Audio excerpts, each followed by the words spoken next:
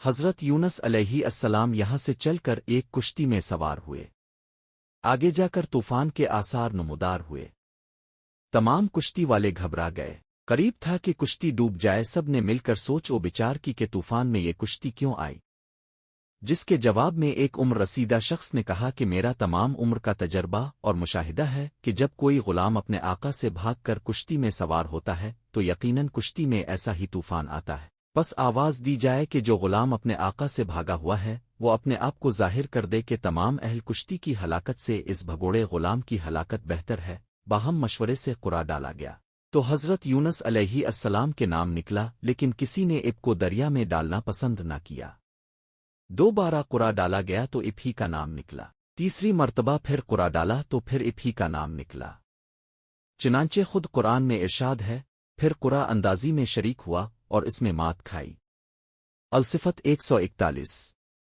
اب کہ حضرت یونس علیہ السلام خود کھڑے ہو گئے، کپڑے آتار کر دریا میں کود پڑے، بحر اخضر سے بحکم الہی ایک مچھلی پانی کاٹتی ہوئی آئی اور اب حمزہ کو لقمہ کر گئی، لیکن بحکم الہی نہ اب کی ہڈی توڑی اور نہ جسم کو نقصان پہنچایا۔ اب اس کے لیے غذا نہ تھے بلکہ اس کا پیٹ اب کے لیے قید خانہ تھا۔ اب مچھلی کے پیٹ میں جا کر پہلے تو سمجھے کہ میں مر گیا ہوں، پھر پاؤں کو حرکت دی تو وہ ہلا، یقین ہوا کہ میں زندہ ہوں۔ وہیں سجدے میں گر پڑے اور کہنے لگے، الہی، میں نے تیرے لیے اس جگہ کو مسجد بنایا جسے اس سے پہلے کسی نے جائے سجود نہ بنایا ہوگا۔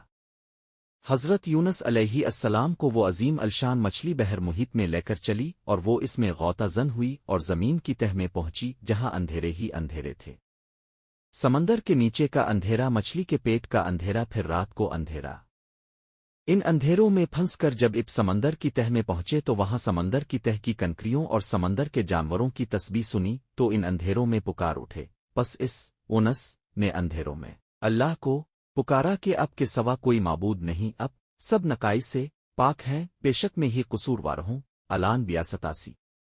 ان کلمات کی صدا عرش پر سنائی دی جانے لگی۔ فرشتے کہنے لگے، بہت دور دراز کی یہ آواز ہے، لیکن کان اس سے پہلے آشنا ضرور ہے۔ آواز بہت ضعیف ہے۔ جناب باری تعالیٰ نے فرمایا کہ کیا تم نے پہچانا نہیں؟ یہ میرے بندے یونس کی آواز ہے۔ فرشتوں نے کہا، وہی یونس جس کے پاک عمل قبول شدہ ہر روز اب کی طرف آتے ہیں اور جس کی دعائیں اب کے ہاں مقبول ہیں۔ خدایا، جیسے وہ آرام کے وقت نیکیاں کرتا تھا تو اس مصیبت کے وقت اس پر رحم فرما۔ اسی وقت اللہ تعالیٰ نے اس مچھلی کو حکم دیا کہ وہ اب کو بغیر کسی تکلیف کے کنارے پر الفاگل دے۔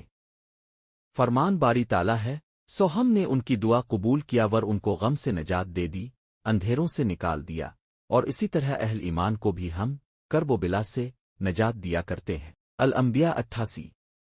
حضرت یونس علیہ السلام مچھلی کے اگلنے کے بعد اس وقت اب بہت ہی نحیف و کمزور ہو چکے تھے۔ خدا عز و جل کی شان کے اس جگہ کدو کی ایک بیل الفاق گئی اور آپ اس کے سایہ میں آرام کرتے رہے۔ پھر جب آپ میں کچھ توانائی آ گئی تو آپ اپنی قوم میں تشریف لائے اور سب لوگ انتہائی محبت و احترام کے ساتھ پیش آ کر آپ پر ایمان لائے۔ ایک روایت میں رسول اللہ صلی اللہ علیہ وآلہ وسلم نے ارشاد فرمایا کہ ذلون کی وہ دعا جو انہوں نے بدماہی میں کی تھی، یعنی لا الہ الا انت سبحانک انی کنت من الظالمین، جو مسلمان اپنے کسی مقصد کے لیے ان کلمات کے ساتھ دعا کرے گا اللہ تعالیٰ اس کو قبول فرمائیں گے۔ سمندر کے نیچے کا اندھیرا، مچھلی کے پیٹ کا اندھیرا، پھر رات کو اندھیرا۔ ان اندھیروں میں پھنس کر جب اب سمندر کی تہ میں پہنچے تو وہاں سمندر کی تہ کی کنکریوں اور سمندر کے جانوروں کی تسبیح سنی تو ان اندھیروں میں پکار اٹھے۔ پس اس یونس نے اندھیروں میں اللہ کو پکارا کہ اب کے سوا کوئی معبود نہیں، اب سب نقائص سے پاک ہیں، بے شک میں ہی قصوروار ہوں۔ الان 82۔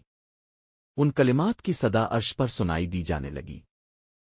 فرشتے کہنے لگے، بہت دور دراز کی یہ آواز ہے، لیکن کان اس سے پہلے آشنا ضرور ہے۔ آواز بہت ضعیف ہے۔ جناب باری تعالیٰ نے فرمایا کہ کیا تم نے پہچانا نہیں؟ یہ میرے بندے یونس کی آواز ہے۔ فرشتوں نے کہا، وہی یونس جس کے پاک عمل قبول شدہ ہر روز اب کی طرف آتے ہیں اور جس کی دعائیں اب کے ہاں مقبول ہیں۔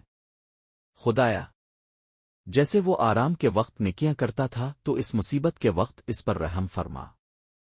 اسی وقت اللہ تعالیٰ نے اس مچھلی کو حکم دیا کہ وہ اب کو بغیر کسی تکلیف کے کنارے پر الفاگل دے۔ فرمان باری تعالیٰ ہے، سو ہم نے ان کی دعا قبول کیا ور ان کو غم سے نجات دے دی، اندھیروں سے نکال دیا، اور اسی طرح اہل ایمان کو بھی ہم کرب و بلا سے نجات دیا کرتے ہیں۔ الانبیاء 88۔ حضرت یونس علیہ السلام مچھلی کے اگلنے کے بعد اس وقت اب بہت ہی نحیف و کمزور ہو چکے تھے۔ خدا عزوجل کی شان کے اس جگہ کدو کی ایک بیل الفاق گئی اور آپ اس کے سایہ میں آرام کرتے رہے، پھر جب آپ میں کچھ توانائی آ گئی تو آپ اپنی قوم میں تشریف لائے اور سب لوگ انتہائی محبت و احترام کے ساتھ پیش آ کر آپ پر ایمان لائے۔ ایک روایت میں رسول اللہ صلی اللہ علیہ وآلہ وسلم نے ارشاد فرمایا کہ ذنون کی وہ دعا جو انہوں نے بطماہی میں کی تھی، یعنی لا الہ الا انت سبحانک انی کنت من الظالمین، جو مسلمان اپنے کسی مقصد کے لیے ان کلمات کے ساتھ دعا کرے گا، اللہ تعالیٰ اس کو قبول فرمائیں گے۔